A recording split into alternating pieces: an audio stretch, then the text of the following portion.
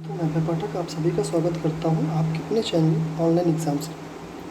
दोस्तों कल हम लोग एक यूनिट कंप्लीट कर चुके थे, उसी के आगे यूनिट है, चर्चा करते हैं। और आज की यूनिट का पहला क्वेश्चन है, भारत में सर्वाधिक जैव विविधता कहाँ पाई जाती है। बेटा सबसे ज़्यादा जैव विविधता पाई जाती है साइलेंट वैली, जिसको हिंदी में शांत घाटी कहा जाता है। अगर यहीं पर हम जैव विविधता दिवस की बात कर दें तो जैव विविधता दिवस होता है बेटा 22 मई।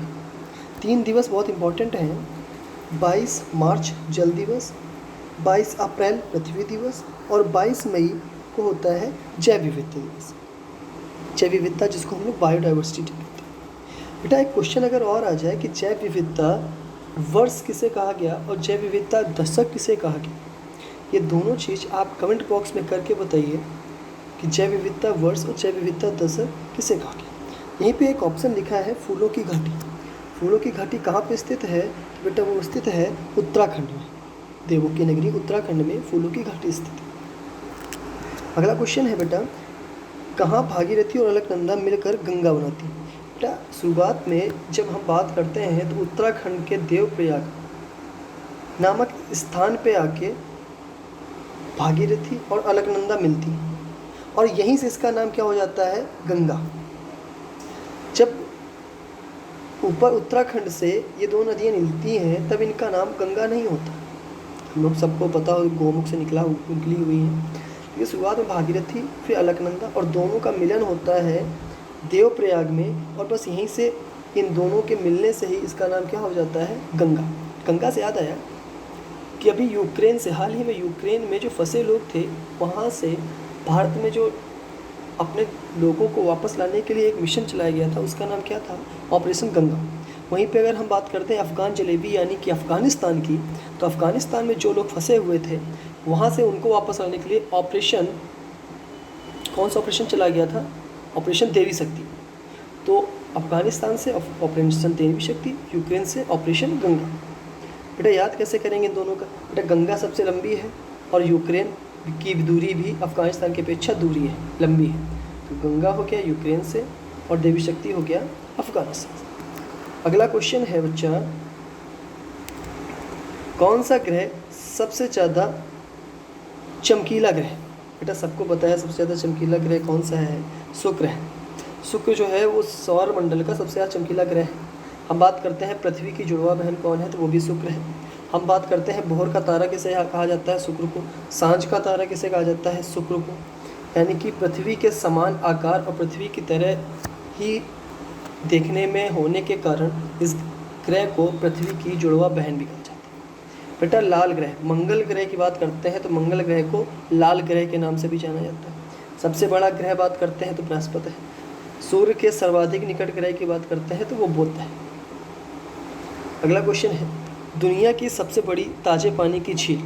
बेटा दुनिया की सबसे बड़ी ताज़े पानी की झील के बारे में बात करते हैं तो वह है लेक सुपीरियर। कौन सी है, लेक सुपीरियर। सबसे बड़ी ताज़े पानी की झील है लेक सुपीरियर। लेकिन वहीं पे बात करें कि सबसे बड़ी झील कौन सी है, तो वो है बेटा कैस्पियन सागर। विश्व की सबसे बड़ी है कैस्पियन सागर, लेकिन कैस्पियन सागर जो है वो खारे पानी की झील है।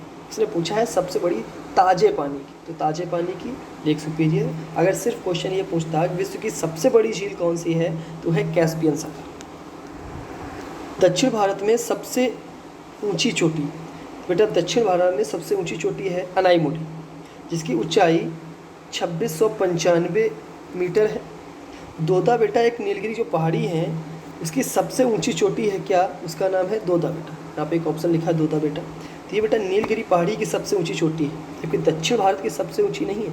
आपसे अगर क्वेश्चन पूछता नीलगिरी पहाड़ी की सबसे ऊंची चोटी का नाम क्या है, तो आप लगाते हैं दोदा बेटा, जिसकी ऊंचाई बात करें तो ये है 2637 मीटर। लेकिन दक्षिण भारत की सबसे ऊंची अनाईमुडी। अगला है, हिंदू रेट ऑफ ग्रोथ शब्द किसने प्रस्तावित किया? बेटा हिंदू रेट से याद ही आना चाहिए, इसका आंसर आएगा राजकिशन।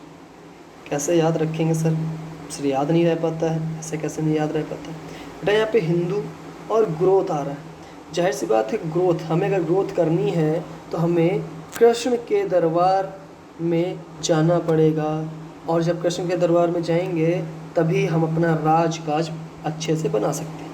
तो बेटा हिंदू के लिए कृष्ण भगवान पता है, तो Hindu rate of growth Rajkrishna. Amartya Sen एक यहाँ पे लिखा है, अमर्त्य सेन को साहित्य का नोबेल पुरस्कार दिया गया है। साहित्य का नोबेल पुरस्कार किसको दिया गया है? अमर्त्य सेन को। अच्छा, कमेंट बॉक्स में करके बताइएगा कि किस वर्ष में अमर्त्य सेन को साहित्य का नोबेल पुरस्कार दिया गया था। आगे बढ़ते हैं। अगला क्वेश्चन है, भारत के कृषि क्षेत्र में सामान्यतः किस प्रकार की बेरोजगारी? बेटा सामान्यतः प्रच्छन्न बेरोजगारी है। प्रच्छन्न क्या होता है सर? जो किसानों में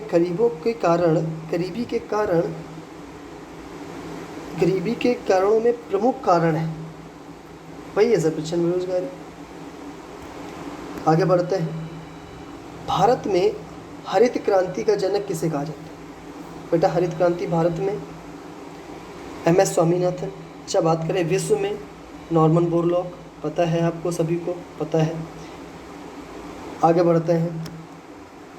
श्वेत क्रांति, वाइट रेवोल्यूशन का संबंध, बेटा श्वेत क्रांति का संबंध किससे है? जाहिर सी बात है दूध से। बेटा अंडा और मछली, इन दोनों का कमेंट बॉक्स में करके बताइए, ये दोनों आप लोगों के लिए इंपॉर्टेंट हो सकते हैं। वित्तीय वर्ष 2022-23 में राजकोषीय घाटे का अनुमान क्या रहा है? बेटा राजकोषीय घाटा रहा है 6.4% 22-23 के लिए। संविधान के 73वें संविधान संशोधन द्वारा पंचायत को विशिष्ट किए जाने वाले कार्य निम्नलिखित वर्णित है। यानी 73वां संविधान संशोधन, बात करते हैं 1992, 73वां संविधान संशोधन सन 1992 के तहत कौन सी अनुसूची? बेटा 11वीं अनुसूची। बात करते हैं 11वीं अनुसूची में कितने विषय हैं? तो बेटा 29। 11वीं अनुसूची में कुल कितने विषय हैं? बेटा 29 विषय। आगे बढ़ें। 10वीं अनुसूची है दल बदल, 12वीं अनुसूची है नगर पंचायत, 13वीं सूची भी है क्या? बेटा 13वीं सूची में होता है क्या?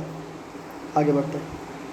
हमारे संविधान में शुरुआत में 395 अनुच्छेद, 8 अनुसूची और 22 भाग थे। वर्तमान में 25 भाग, 12 अनुसूची और 462 आर्टिकल्स। यदि सरकार राज्यसभा में पराजित हो जाए तो क्या होगा? बेटा सरकार जो है, अगर राज्यसभा में पराजित हो जाती है तो क्या होगा? कुछ नहीं होगा सर, प्रधानमंत्री अपना त्यागपत्र दे देता है। ऐसा क्यों सर? प्रधानमंत्री देगा नहीं। संसद भंग होती नहीं है, राष्ट्रपति शासन लागू होगा नहीं।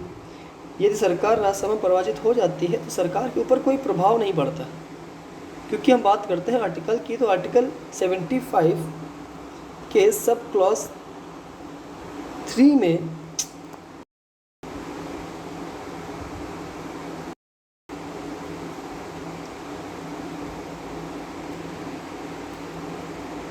सब क्लॉज 3 की बात करते हैं तो बेटा सब क्लॉज 3 में सरकार लोकसभा के प्रति सामूहिक रूप से उत्तरदायी होती है। बस बेटा आज क्लास यहीं तक थी। Thank you for class. मिलते हैं अगली क्लास में। जय हिंद, जय भारत।